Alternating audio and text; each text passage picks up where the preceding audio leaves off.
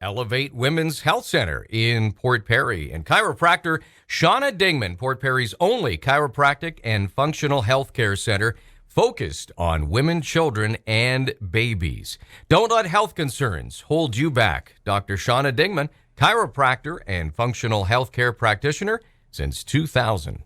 It is time for Wellness Wednesday. Scott Campsall joins me. Good morning, sir. Good morning, Dan. And so does Shawna. Shawna, lift us up, please. Elevate us today. It's time to elevate. A lot of people, look like your cat that you posted on social media these days. Kind of just hanging out there, right? He's not feeling it. No. Yeah.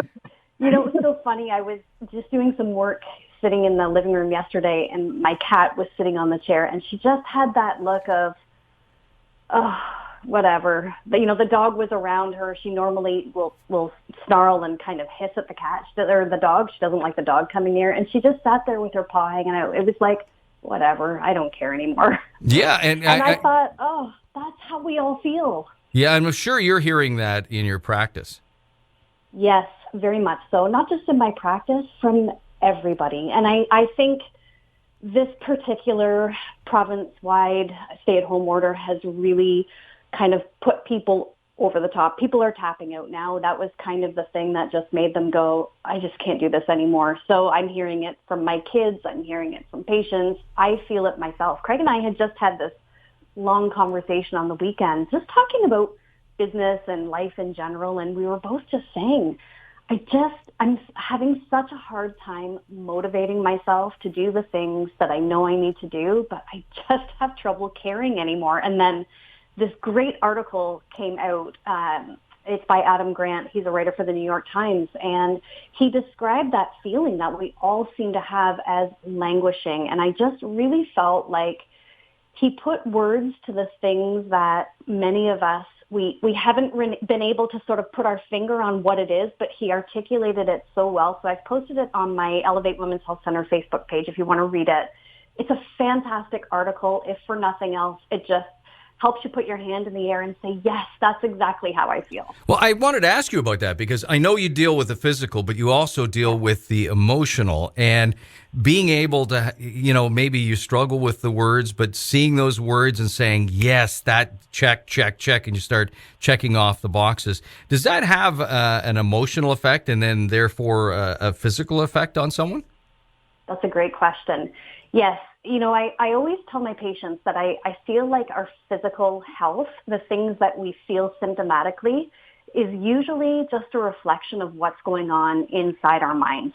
And understand that your mind is different. Well, it's different but connected to your brain. Your brain is the physical structure that's inside your skull, but your mind is so much more encompassing. And I do feel that our physical bodies play out the things that are happening in our mind.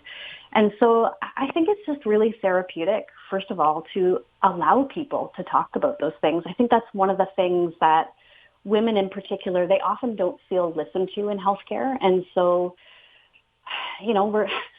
women have really good ears, so we're good at listening. And I think sometimes just being able to let people talk and let women speak what's on their mind, and just, not that I can put an arm around them right now, but that sort of metaphorical arm around them to say, yeah, I hear you. Sometimes that's such a help right there. But I also think from a psychological perspective, probably if you ask a therapist, the ability to put a name to things is sometimes very therapeutic as well. Well, and these are difficult times for someone being an empath. You're absorbing all of these energies. Yeah, it's true. I do feel like there's a lot more emotional exhaustion at the end of the day than in normal times. I feel like I really have to work at grounding myself. And sometimes I'll put a sign up on the outside of my door of my office that just says, we're not talking about COVID today. And people actually really appreciate that, because I think we all are in overload of this one particular topic has dominated our thoughts for so long that I think we just have COVID burnout. With you dealing with women and more obviously than men, do you think that women open up a little easier than men do? Absolutely. Yeah, for sure. I think my office is a really safe space for women to open up about too. But, women tend to try to be the stoic people for their kids. So we know that our kids are really suffering through this. And again, this is a great word to be able to tell our kids, hey, you know what you're feeling? There's actually a name for it, and it's called languishing. And it's not that you're depressed, but it's not that you're happy. It's not that you feel burnt out, but it's not that you feel fired up about life. Like, there's just this feeling of blah, and it's okay to feel like that. But we don't want our kids to know that we feel those things too. We want to try and be that upbeat person for our kids and try and support our spouses or partners. And then I think sometimes when we walk into a space where we don't have to be anything for anybody, people can just lie down the table and express what they're really feeling. Women need that, and women are really good at venting in a safe space. Well, okay, so here's my bizarro world. This is how my weird mind works. In a strange way, does Friday's announcement possibly get people away from languishing because now they've got a common enemy and everybody just hates the government, so they're going to get their energy from that? Yes. I told you it's a bizarro world, but, No, I think it's true. People need to do something. And so I think that need to do, sometimes when you can't do anything, what you can do is hate the government for what's going on. And I think we all need to understand the government is in a lose-lose situation. There's no way that everybody's going to be happy. There are lots of people who are just so relieved by this order, and there are some people who have just amped up their feelings of hate and frustration. And I think what we're all upset about is the fact that this is just here. There is a pandemic. There is a virus out there, and there's nothing that we can do about it. It's going to travel through the population in the way that viruses do. We have no control over that, and so we harness our frustration about that to other people, to the government, to people who don't want to wear masks, or to people who do want to wear masks, to people who don't want to stay in, to people who do want to stay in. Do you know what I mean? Well, yes, and I'm just wondering, maybe shall we right here offer up a safe space for Scott as a male? If you've been harboring this, Scott, go ahead. I think it's funny. Like when the announcement got announced on Friday, and it was amazing, the reaction. It was, okay, well, they've shut down golf courses, they've shut down playgrounds, and now they're asking the police to go and stop people, which I think is funny. I know a fair amount of police officers, and trust me, nobody wants to stop you to ask you where you're going. So it wasn't really a big shock that a bunch of police services all said they weren't going to jump on the bandwagon. But there was, like a year ago, everybody was, oh, we can't get shut down, we shouldn't lock down. And then when they announced on Friday they were going to do this, it was like, well, you should have locked us down sooner. And it's just like, Shawna, with what you're saying, like you can't do anything that right, but there are so many intelligent, smart people that all have an opinion, and so trying to wade through it all, and then realizing that on Friday a lot of those intelligent, smart people were really angry. It was just, the stress level, even just from the anger. I would say to my wife that when we're looking on Facebook and stuff, and I just say, look at all the anger porn. Like it's one person making a comment, then another person jumping on that comment, and there's COVID and there's the anxiety that comes with that, but then just the heightened negative emotions. Sometimes we'll just turn off Facebook just because, or social media just because of that. Yeah.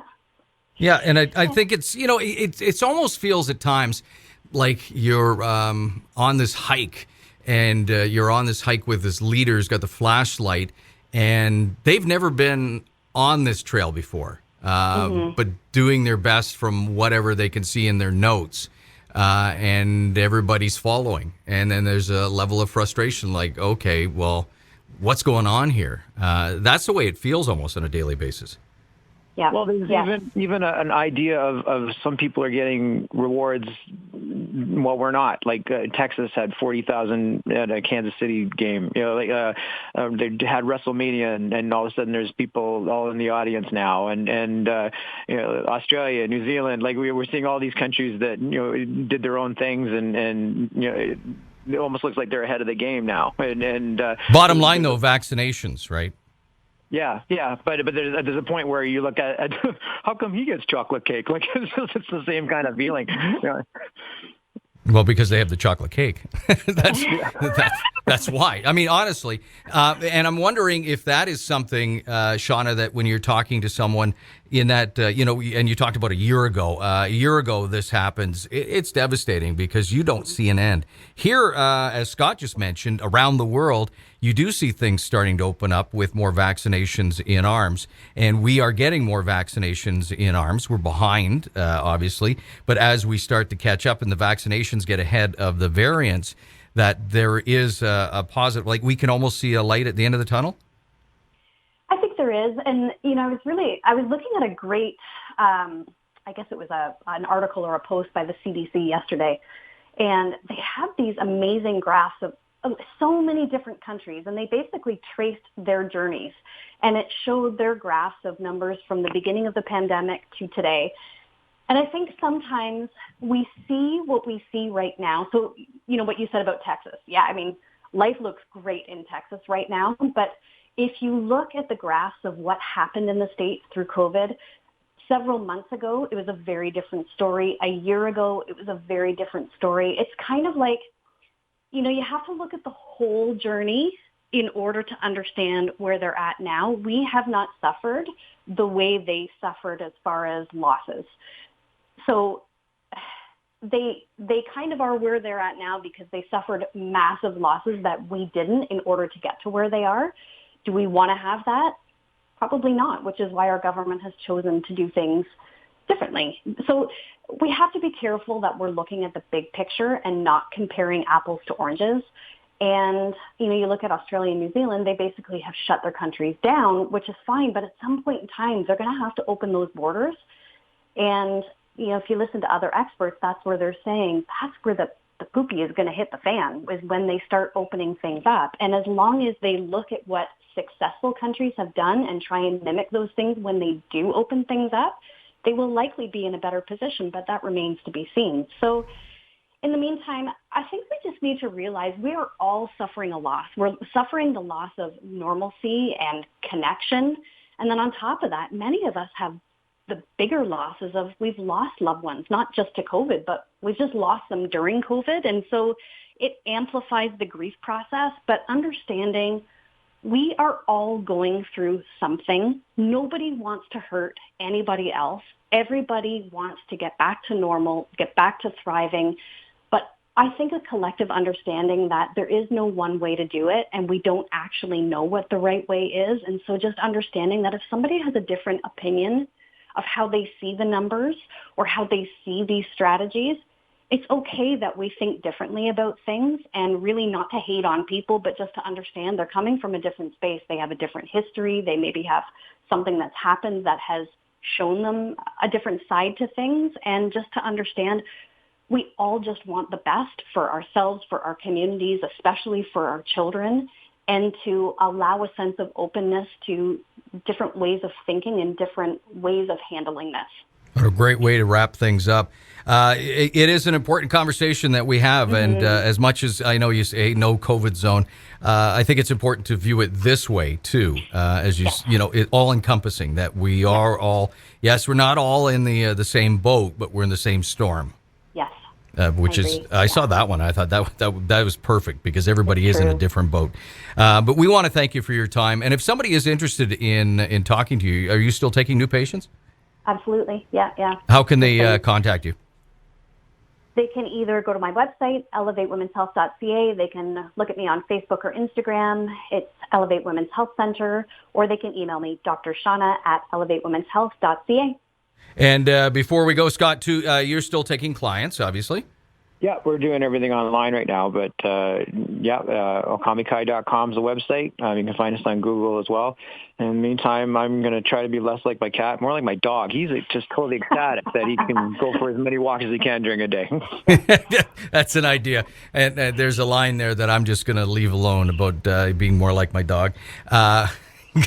I could get into serious trouble. I just want to keep the license for a while. That's all. Guys, thanks for the conversation this morning, and do please stay well. Yeah, You too, as Dan. well. Thanks so much. Take care. Thanks. Bye-bye. That is Scott Campsall from Okami Kai and Shawna Dingman from Elevate Women's Health.